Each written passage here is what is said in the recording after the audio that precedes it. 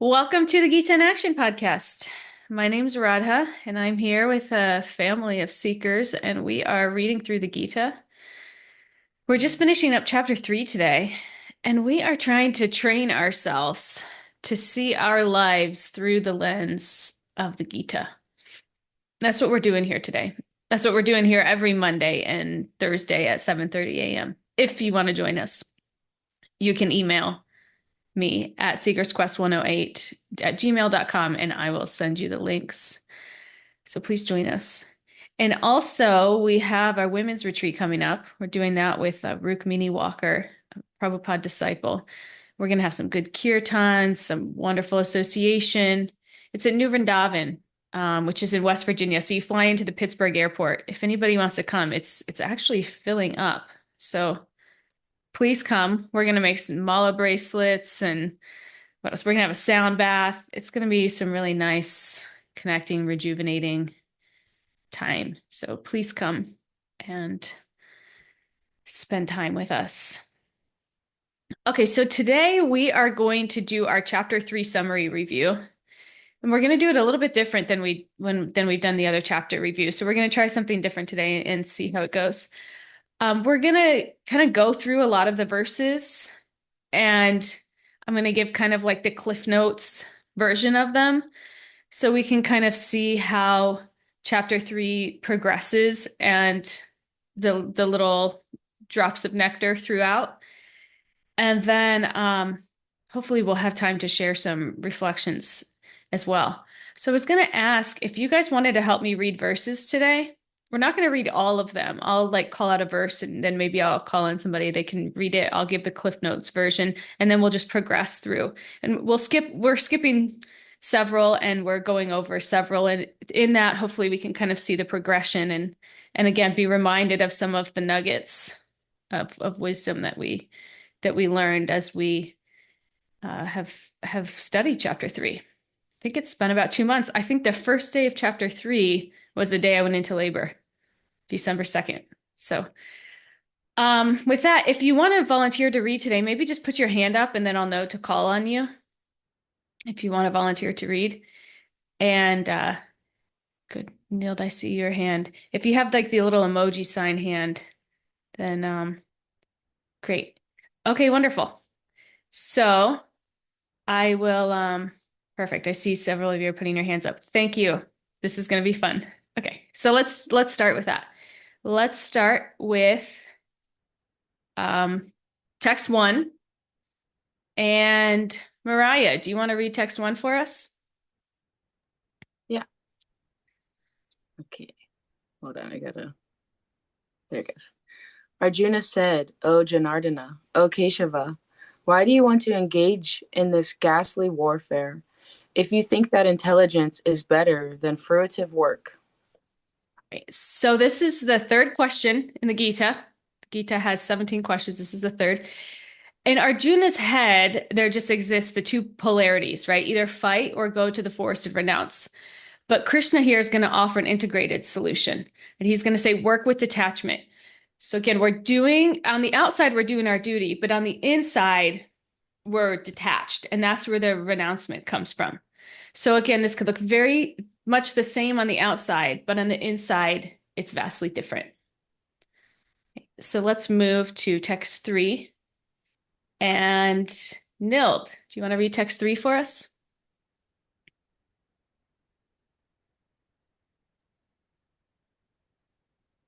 The Supreme Personality of Godhead said, O sinless Arjuna, I have already explained that there are two classes of men who try to realize the self.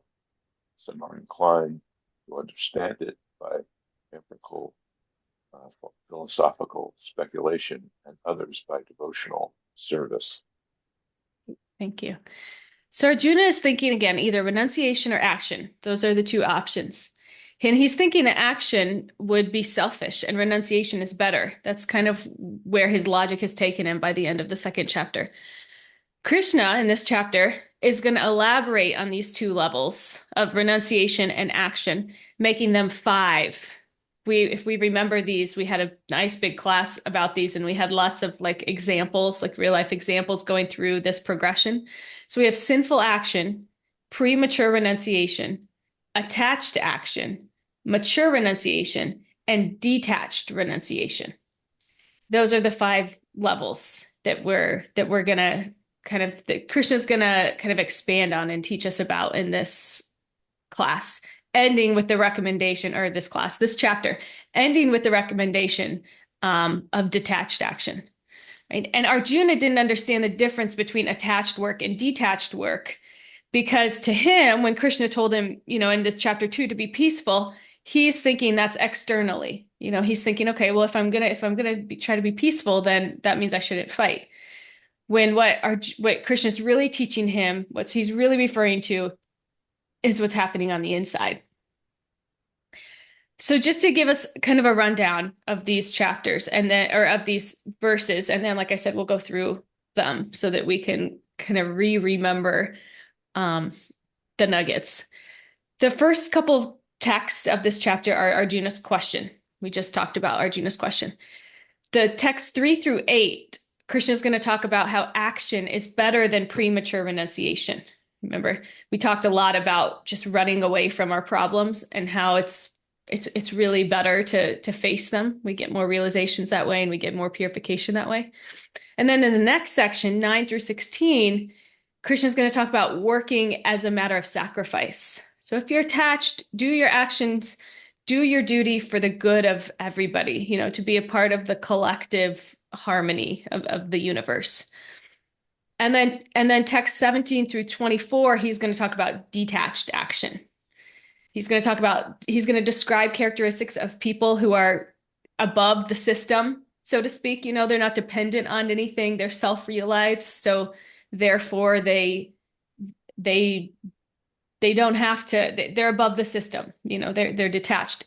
But then he's going to give us examples of people that are detached, but still work to set an example. So the first example is Janaka, the king. And then he's going to give himself as an example.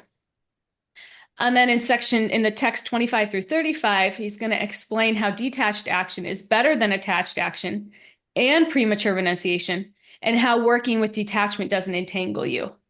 So if we remember there, we talked about the difference in consciousness between the detached and the attached. And this is where Krishna cautioned us to not disturb people's minds by kind of trying to change their worldview too quickly. And he talked about the wise and the ignorant, and he talked about how the ignorant can rise to the wise through a gradual process and through the modes. We talked about the modes here, how an ignorant person gets gradual realization through the modes. And then he talked about, how we're all born with a certain nature, and we can't repress that nature. We have to act in accordance with it. And then in the last section, 36 through 43, was another question. Arjuna asked, why do people fall off? What impels people to do things that they don't really want to do? And Krishna went into this whole discussion of lust that gets transformed into anger. And he talked about the degree of the covering and the hiding places of lust. If we remember the senses, the intelligence, or the senses, the mind, the intelligence. And then he talked about what to do about it: regulation, redirection. Okay, so that's kind of like the broad overview. And now we'll just peruse through some of these verses. So let's go to 3:4 now. Narayani, could you read 3:4 for us? Yes. Not merely by abstaining from work can one achieve freedom from reaction, nor by renunciation alone can one attain perfection. So text 4 through 8, Krishna is saying that compared to premature renunciation, action is better. And he's saying, go beyond appearances, go beyond the superficials, the externals. Giving up action alone and dressing as a renunciate, kind of faking it, acting like you're renounced, even though on the inside you're still very attached, isn't really going to lead to any level of perfection. In fact, it's hard to even progress when you're not engaged, but you're still very attached inside. So Krishna is saying that what we're doing is important, but even more important is why we're doing it. And those are kind of the lessons from this text. So 3:6, Maria, please read for us. Text 6. One who restrains the senses of action, but whose mind dwells on sense objects, certainly deludes himself and is called a pretender. So Krishna is saying here that if inner desire is continuing and outer action is stopped, then the person's two-faced. We talked about it's a hypocritical person, deceiving others. That's a problem. But what's worse than deceiving others is deceiving yourself, right? This is a bigger problem. This is a bigger problem because it stunts our growth. We can't make progress if we don't think we have anywhere to go. And so it could be really dangerous to fall into that trap hole. Okay, back at the top, Mariah, 3-7. Oh, and I need to move my screen with you guys. On the other hand, if a sincere person tries to control the active senses by the mind and begins karma yoga in Krishna consciousness without attachment, he is by far superior.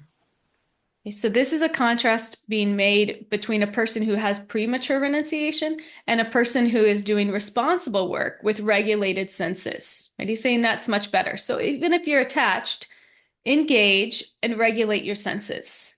And in that, again, you'll receive gradual realization and you'll become purified. So 3-8, Narayani, please. Perform your prescribed duty, for doing so is better than not working. One cannot even maintain one's physical body without work. So the Gita says, working to your prescribed duty gradually cleanses the heart and frees one from material contamination. Right? So as long as we have some kind of attachment to sense gratification, our instruction is to work. Right? And we must work to maintain ourselves. We have to work to maintain ourselves. So as long as we're attached, work. That's our instruction. 3-9.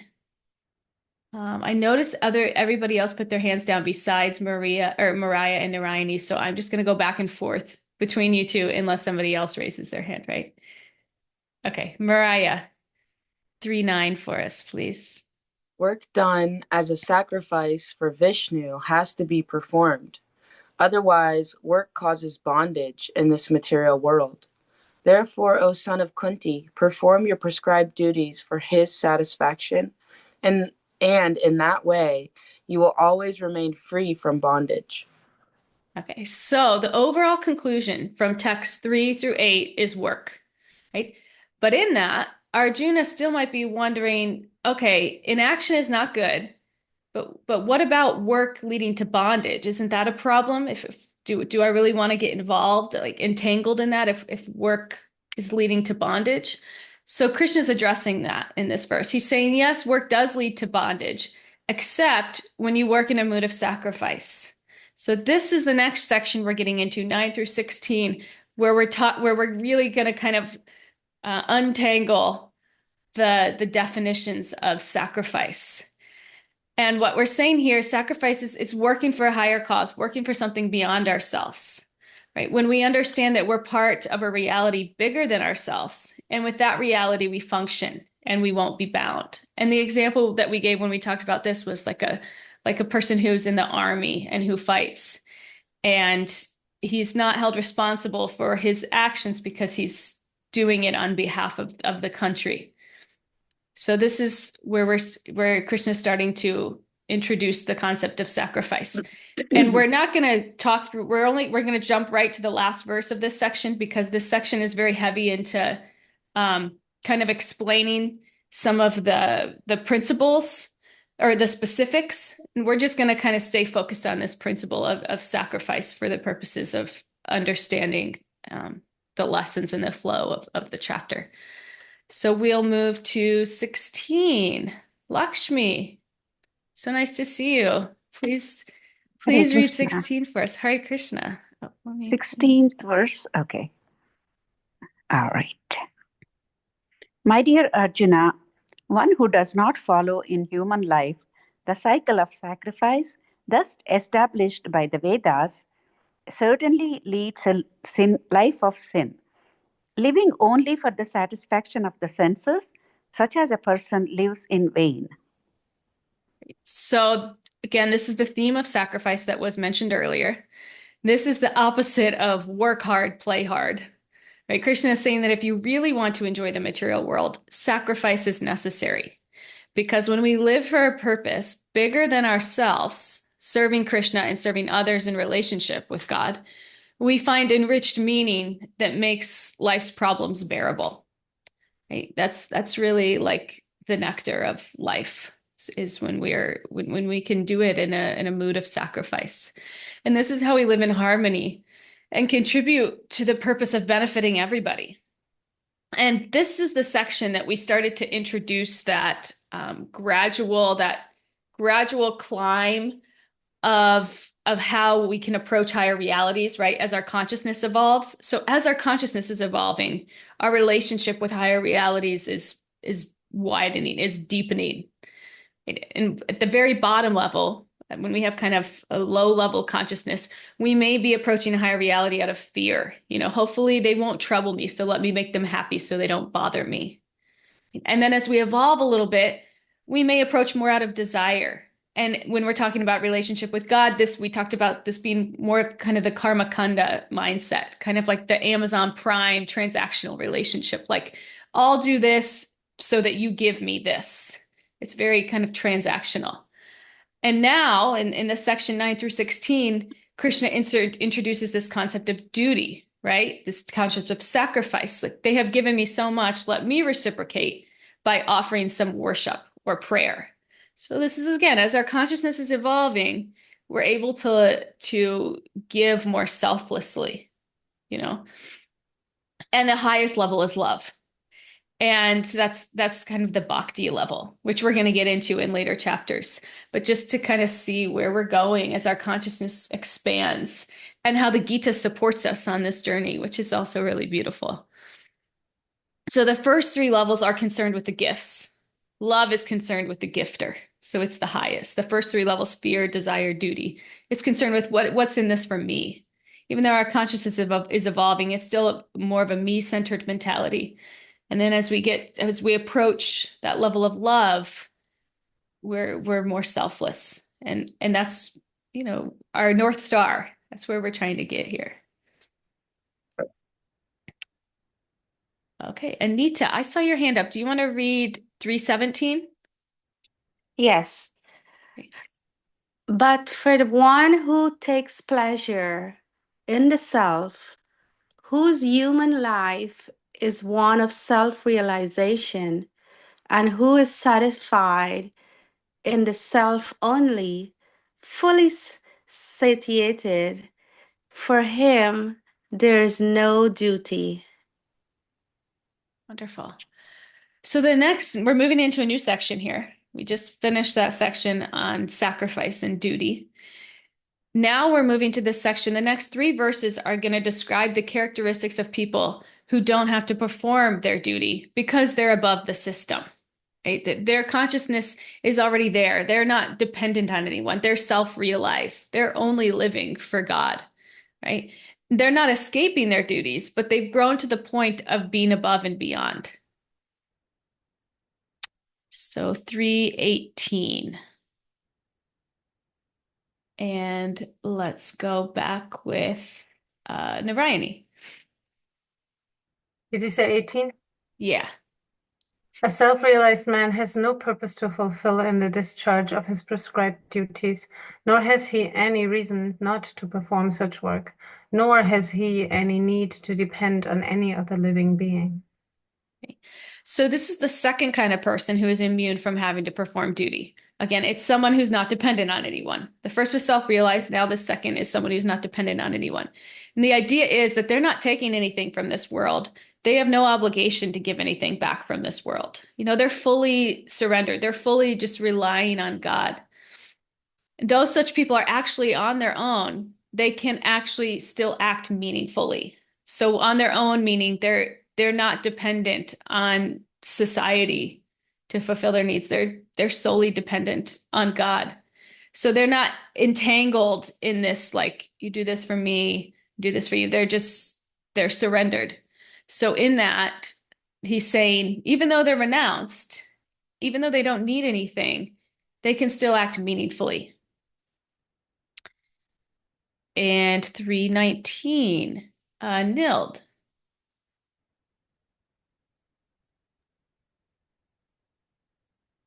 19. Therefore, without being attached to the fruits of activities, one should act as a matter of duty, for by working out attachment, one attains the supreme. So here's the idea that by working, one can progress towards spiritual perfection. Overall, Krishna is saying that even if you're at the highest level, you can still act at a lower level.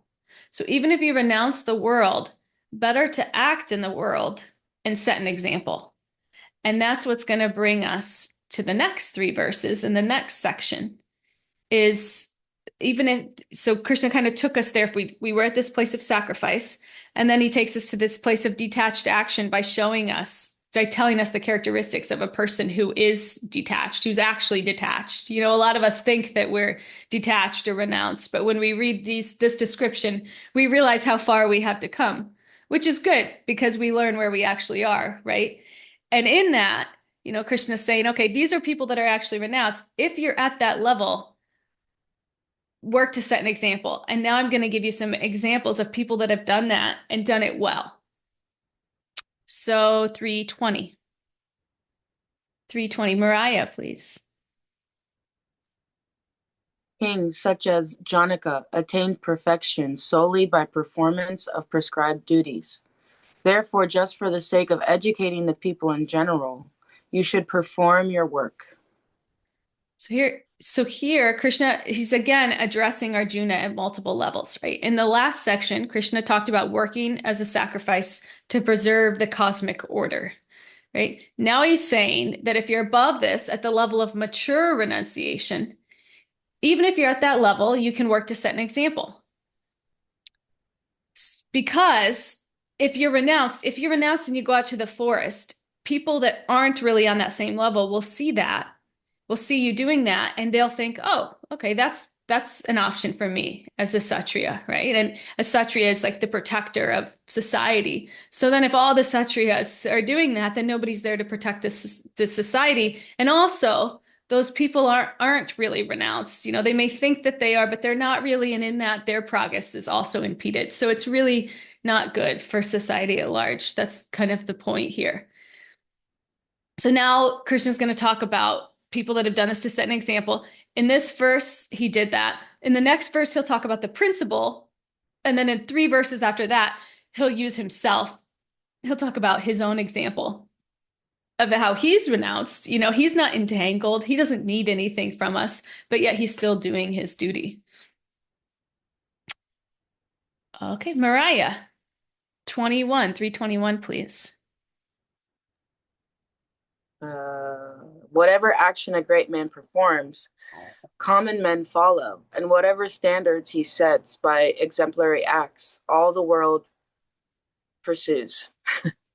Great. And this is, you know, a nice, as we talked about this as being like the greeting card, a greeting card verse of the Gita. We'll move on to 325. Nild, can you read 325 for us?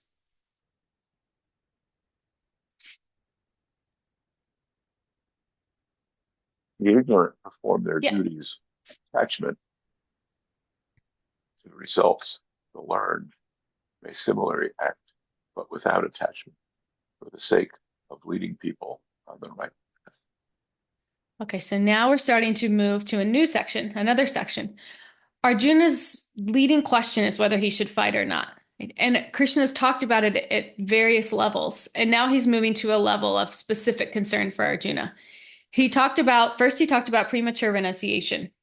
Okay, that was the first section. And then he talked about working as a matter of duty. That was the next section. Then he talked about mature renunciation. That's where we just were. Right now, he's going to talk about how to act at the level of detached action. Right? He's going to differentiate between the action done to set an example by a detached person versus action done by an attached person. And again, we know that there's a difference, even though externally they may both be doing the same thing. There's a difference there. So 326, Narayani, please read. So as not to disrupt the minds of ignorant men attached to the fruitive results of prescribed duties, a learned person should not induce them to stop work.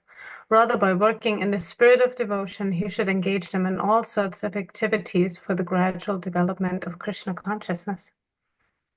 So this is a key verse in the Gita, which explains the overall mood of Krishna. And this is a good one for us to kind of keep in our pockets and remember, right? He doesn't want too much social disruption. So even with speech, again, we talked about the wise and the less wise, right? The wise and detached and the ignorant and attached. And there's a certain way that the person that a wise person should communicate, right? Understanding that it's not possible for somebody who's not so wise and somebody who's ignorant and attached to just jump right up to these high level realizations, right? We have to understand that that's not really possible, right? Instead, they need to be guided towards the path of gradual elevation. These realizations don't just happen overnight. Even if we hear them, we know them, being able to apply them into our lives and really realize them doesn't happen overnight. Everybody is in an incremental path of growth. And the message here is not to destroy people's worldviews, right? Because people get some level of security off of their worldview. It gives them some level of shelter.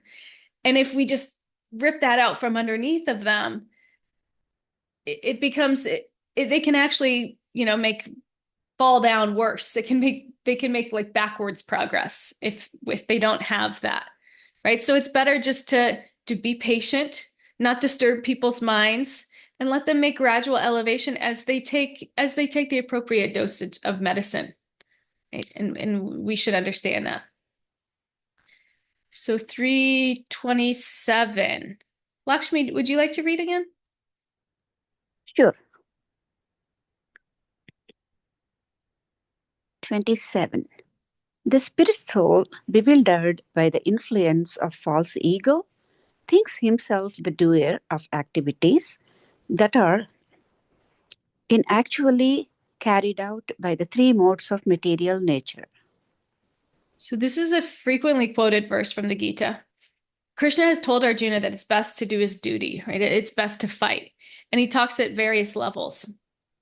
If you're attached to your immediate welfare, maintain yourself, right? He talks about that in text 3.3 through 3.8. If you're attached to a bigger picture, maintain the cosmic order by working as a sacrifice, right? That was 3.9, 3.16. And he says, if you're detached, if you're sincerely renounced, and he told us what that kind of person actually looks like, right? The characteristics of that person. He says, great, if you're actually there, work to set an example. Right. So in this section, 25 through 35, he's talking about why working with detachment won't entangle you. Again, so this is the difference between a person who's working with detachment versus a person who's attached. A person who's attached is very much entangled, but a person who's detached doesn't become entangled. How not entangled? How does a person who's detached not become entangled, even though they're doing the same thing as an attached person? To explain this, Krishna is going to talk about the difference in consciousness between the detached and cognizant and the attached and ignorant, right? Krishna will talk about the attached and ignorant first and how Arjuna can stay free from this consciousness and how from that he won't become entangled. So that's where we're going now in 28. Anita, do you want to read 28 for us? Yeah. One who is in knowledge of the absolute truth, Almighty Arm, does not engage himself in the senses and sense gratification, knowing well the difference between work in devotion and work for fruitive results. Okay, so in 327, Krishna talked about the ignorant person with the mentality that I'm the doer, the person who thinks that they're the controller. Here, Krishna is talking about the opposite. He's talking about when the person is cognizant, when that person is the knower of the truth, right? When that person is doing action. When that person is doing action, this person understands that in the material domain, so the domain of the mind, the body, the world, that this is the arena of the modes, and that person therefore doesn't get affected by them. So in the last verse, whereas an ignorant person is completely controlled by the modes, remember we talked about what those three modes are. We won't get into it too much here because it's such an extensive topic. But there's some great episodes on it. You can go back and learn about the modes. If a person is ignorant, they're very much controlled by the modes, right? But if a person isn't, the wise person, they don't get affected by them because they understand that it's just the modes interacting, and they know that they're all different than that. They're very in touch with their real identity. They don't forget that. We may have like little tiny glimpses into it. A wise, realized person, they don't forget their real identity, and they live from that place. They live from that place. So they're not going to react emotionally or attach to an outcome. And if somebody criticizes them, instead of taking it personally, which is an ego-driven reaction, they're going to realize that the words stem from that person's nature, the gunas acting, the modes, and this helps them respond calmly in an escalating situation. I mean, I say it like they would actually struggle with this. They probably wouldn't even notice because they're so high. But this is what we aspire to. We understand that it's the modes that are impacting us, the modes of material nature, this mode of goodness, passion, and ignorance. Wow. Goodness, passion, and ignorance. I should go down, right? And that we're separate from that. Our soul is not impacted by the modes. And when these things are moving around, when we're noticing these things around us, we are not engaged, right? That's what we're aspiring to, because that's where a realized person is situated. So 329, back to Mariah. Please. Bewildered by the modes of material nature, the ignorant fully engage themselves in material activities and become attached. But the wise should not unsettle them, although these duties are inferior due to the performer's lack of knowledge. So Krishna is saying that the attached person thinks that what they're doing is perfect. They become attached to it, they get entangled. But the detached person does not become entangled. They understand why people are attached. They understand that people are attached because they're driven by the gunas. And that they're over-identified with their ego, right? And their ego and material nature, they're just so over-identified with it because they've forgotten their real identity. And this is what makes them ignorant. And to that, we should be compassionate and sensitive. Although the attached person is ignorant, by working responsibly, the person will still get gradual realization. And this is what the Gita teaches us, that wherever we are, if we follow that instruction, if we can really identify where we are sincerely, we follow that instruction, we can be elevated, we can get gradual realization. So 331, Narayani.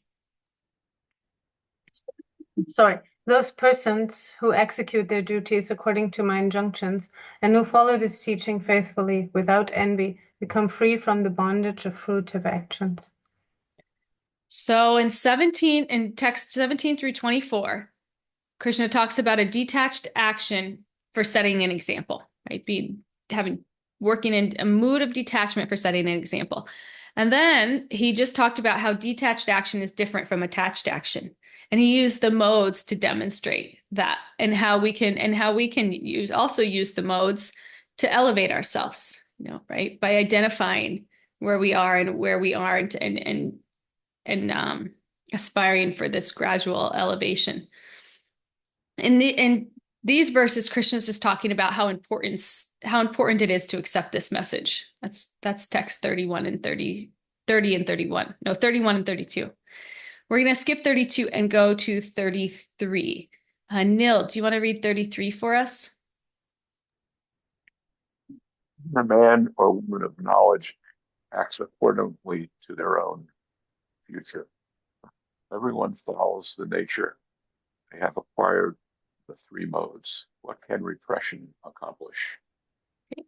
So in text 33 through 35, Krishna is broadly talking about nature, right? He talked about nature in earlier when he talked about how everyone acts according to the modes, right? In text 27 through 29, we're all bound by the modes. The idea is that if we're in this material body, mind, machine, it functions in different ways, right? Our body, mind, machines function in different ways. We're all born with a particular nature. And when we have particular natures, if we try to go against them, it's not helpful, right? We can't repress our natures. We have to work in harmony with our nature. Now, that was another really fun class that we talked about. I'm remembering that as I'm talking about this. We can all really relate to that, when we've done things that go against our nature, and it just disturbs our minds, right? So 334. Anita, do you want to read 334 for us? Sure, one moment. There are principles to regulate attachment and aversion pertaining to the senses and their objects. One should not come under the control of such attachment and aversions because they are stumbling blocks on the path of self-realization. So if we consider that we're going on our path according to our nature, Krishna is saying, expect that there's going to be things that are going to come up that are hard for you, that you just don't want to do, that you're adverse to. That's the point here of 334. And 335. Lakshmi, do you want to read 335 for us? Sure. It is far better to discharge one's prescribed duties, even though faultily, than another's duty perfectly. Destruction in the course of performing one's own duty is better than engaging in another's duties. For to follow another's path is dangerous. So here he's saying, embrace your unique roles and responsibilities in life. Don't compare yourself to others or try to adopt people's paths that aren't yours, right? Be you. Be where you are. Even if it's not, perfect, better to be where you are. All right, now we're rounding the corner into the last section. And 36 is the start of this last section. Mariah, do you want to read this question for us? Yeah. Arjuna said, O descendant of Vrishni, by what is one impelled to sinful acts, even unwillingly, as if engaged by force? Okay, so here, we all have a tendency towards self-sabotage. And from 37 to 43 to the end of this chapter, Krishna's going to answer this question. Right? And Arjuna's asking this question because in this last verse, 34, I'll scroll up, in 34, in 34, Krishna told Arjuna that even when he's doing his duty, expect that things are gonna pop up that you're not gonna want to do, that you're adverse to.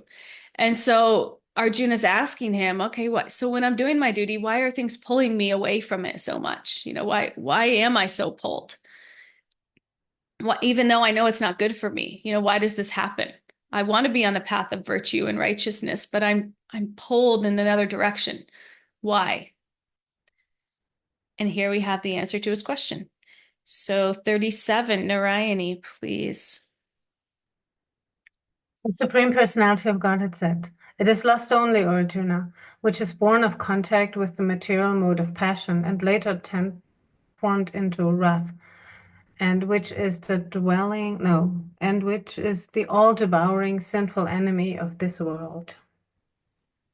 So lust, again, refers to any overpowering desire that eventually becomes destructive. And anger arises when these desires are obstructed. But both anger and lust stem from the attachment and create restlessness in our mind. So moving to 38, Anita, do you want to read 38 for us? Okay.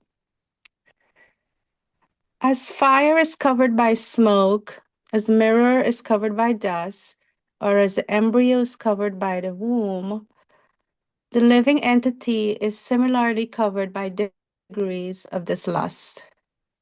So the previous verse explained that we're all subject to this self-destructive desire and that it can be deadly, right? We're all under attack. And how is everyone under attack? With this inner energy that covers our knowledge. It's this lust that's covering our knowledge. And these three examples of energy are given here.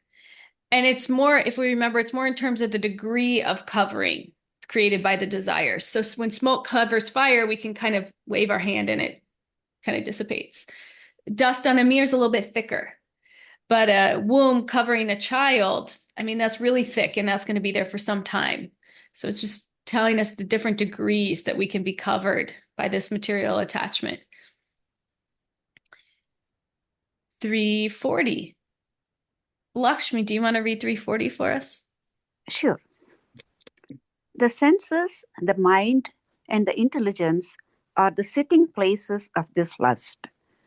Through the lust covers the real knowledge of the living entity and bewilders. Great. So this is Krishna's telling us where this lust is located.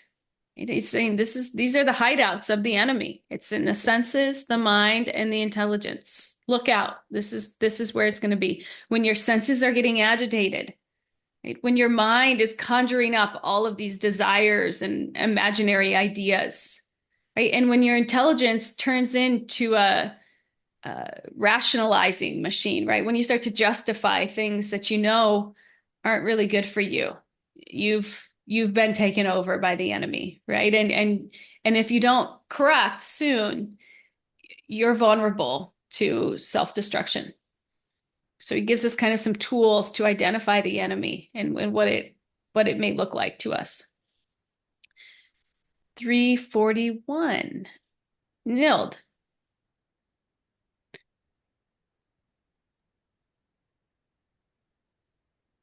One. Oh, yes. Therefore, O Juna, best of the Vahatas, in the very beginning, burn this great symbol of sin, lust, by regulating the senses and slay the destroyer of knowledge and self-realization. So having described the hideouts of the enemy, now he's telling us how to combat it. So 41 is the first step.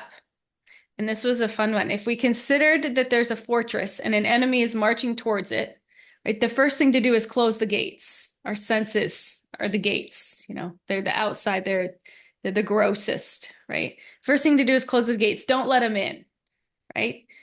And we talked a lot about boundaries for this verse, right? That's how we close our gates, is we set up boundaries in our life. And we determine those boundaries based off of, one, how severe the consequences are to what we're doing. Like if it's something like a drug or alcohol, we might want to set that boundary pretty strict because the consequences can be deadly. And then two, depending on our unique nature, what are we more prone to? What's going to pull us more? What have we seen in our past experience that we're particularly attracted to?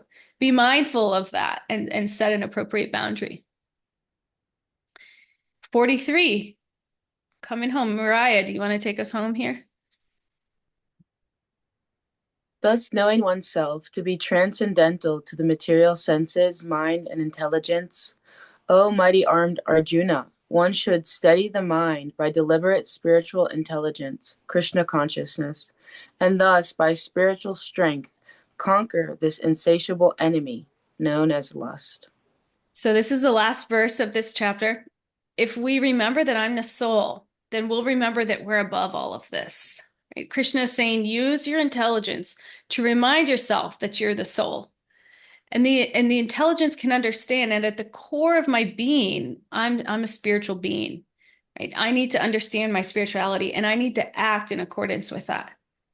Krishna is saying, act at the spiritual level. This is the way to function with you.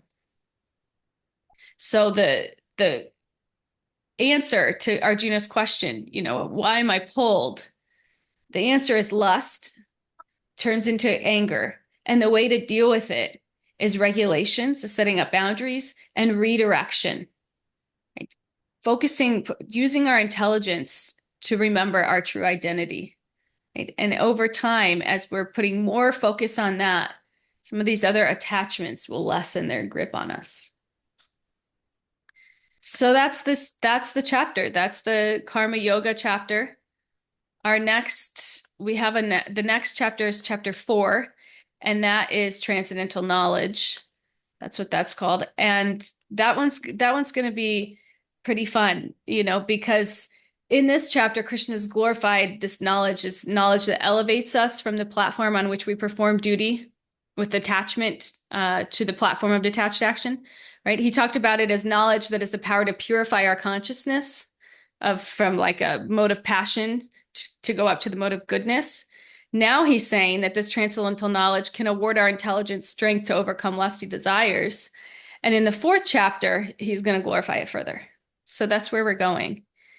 Now, I would love to hear some of your all's realizations, either from this chapter or, really from this chapter, realizations or things that you want to add or anything. Mariah, do you want to start us off? Yeah. The thing that came to me the most during today was just like realizing how much Srila Prabhupada like embodied this chapter. Oh, wow. You know, like we were talking about how a self-realized soul still works with the detached action, works to be the example and to set the example. And so yeah, I just was thinking about Prabhupada a lot during this chapter and how much he embodies a lot of like all of these qualities. And because I mean, of course, he was a perfectly self-realized soul, but and then the only other reflection I really have is like when we read that part where it says the senses, the mind, and the intelligence are like the sitting place for lust. And then I was like thinking about how our heart is the sitting place for our soul and the super soul. And there's this song I listen to. It's like a Christian song, but it's like from the head to the heart, you take me on a journey. And it's like sometimes like this spiritual journey is all about like getting out of our head and like getting into our heart. And you know, when we get out of the head, we get out of like the lust, this attachment to our material senses. And when we're in our heart, we can really like attach, like use our spiritual senses and attach with our real self and like with Krishna and everything and with others correctly, like more properly. So those are just some of the reflections that came to me today. Wow. Those are so beautiful. Thank you for sharing that. I love the meditation on Prabhupada. It's really nice. Thank you. Thank you. Does anybody else want to share anything that came up for them today or throughout the past couple months in this chapter? Oh, Kalpana, please share with us. In today's chapter, I liked how Arjuna is asking that I want to be virtuous, I want to do the right thing, but I cannot. And that is with us everyday thing, you know. I want to sit for 3 hours meditation. I want to do this. I don't want to think about anything. But when you sit down, everything keeps coming and you're not able to do the right thing. You know, you think that you'll be able to do this and that, but then the senses take you away, the mind, the desires, and that is very, very, very relating to us. Wow. Yeah, that's so true. And it's nice too because Arjuna asks it and Yes. Krishna tells him this is why and this is what you can do about it. You know, he doesn't just leave us hanging. He's like, hey, this is what you can do. Set up Yeah. boundaries in your life to protect yourself and redirect, you know, turn those desires and turn your mind and your intelligence. We learned your desires and your values towards them, turn them towards supreme, you know, turn them towards what is spiritual, what is everlasting, what is real. And in that, the lust in your heart, it will dissipate over time.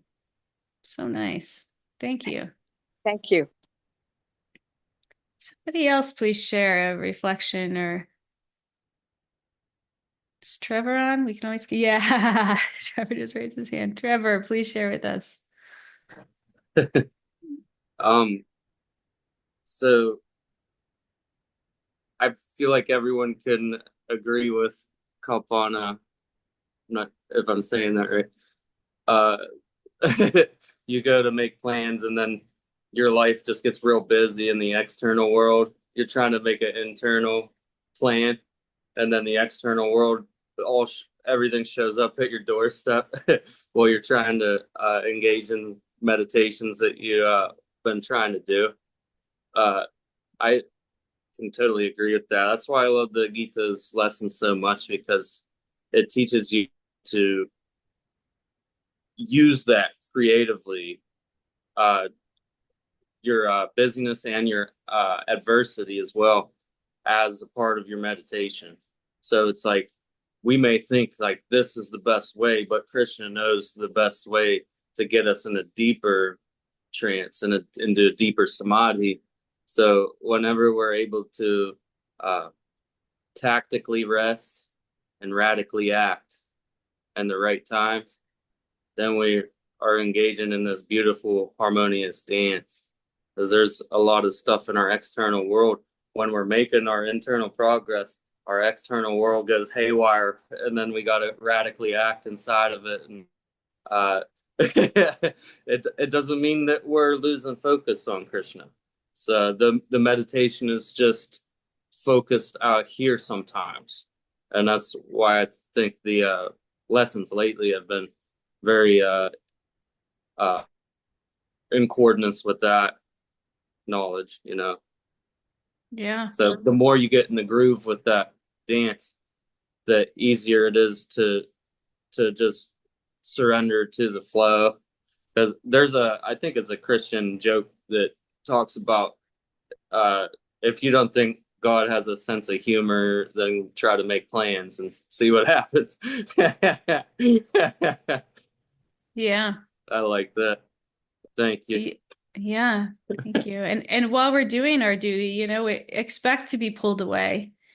And the point here is that it's okay to be pulled away, but stay attached inside your mind. You know, like I know now sometimes I'm doing my worship, or I'm spending time at my altar, and you know, I hear my daughter cry, and I run to her, and it's in those moments finding ways to be still attached, you know, even though, you know, externally we can't always be where maybe we want to be.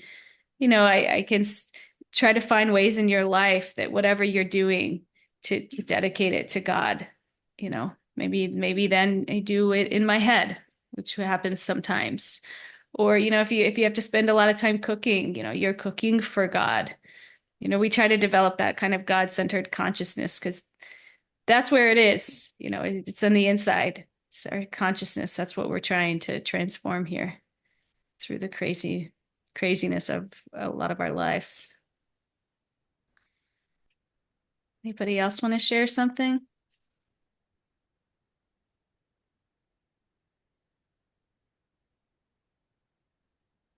This chapter. Anything that yes. Who's talking? I'm It's looking Katie. for you. Sorry, Katie. I didn't raise my hand. Great. This is part of my commute. Anyway, Wonderful. I guess I was thinking about and I kind of feel like I've said stuff like this before, but how well timed things are, how Krishna provides us that. And so that first came to mind when thinking about the last verses we've been over in the last weeks and months. And how, like, you know, sometimes we're so focused on the stuff going on that we do need, you know, we need a job that provides enough and stuff like that. But you know, and I just was almost got this different at a better museum, you know, where I don't have to walk really far without being paid, you know. And anyway, but I did not get it, you know, and just also like some other delays and things we might expect. But I was thinking like, oh man, I may look back and feel like really hard on myself or really down, or but then I thought, well, what's been like a through line? Like what has, you know, been growing and been going well? And that's my spiritual life, you know? And it just was like what we've been talking about is not putting so much meaning on these material things from the gunas, and like and how that does contentment and peace. And it's, of course, we can't remember that all the time yet, but yeah, that's what came to mind to me is it's like and thinking about dharma more, and you know, it's like, well, what things aren't perfect but they still support what's most important. And that's been very comforting to me. And and it's like Krishna puts these things here for us to have more realizations. Yeah, so I think I'm forgetting one thing, but that's pretty much what I was thinking. Thanks. Yeah, so beautiful. Is can we sit back in our life more and see things moving around us as really just the effect of the gunas and not get overly involved in it or overly identified with it? Can we aspire to live from that place more? And then that way, all the waves that are going on around us, we become more of the observer of them, understanding what they are and what they're caused by without making them mean anything and getting pulled off of our path. Yeah, you said that so nicely. Thank you, Katie. Does one more person want to share before we end for the day here? Anything that came up?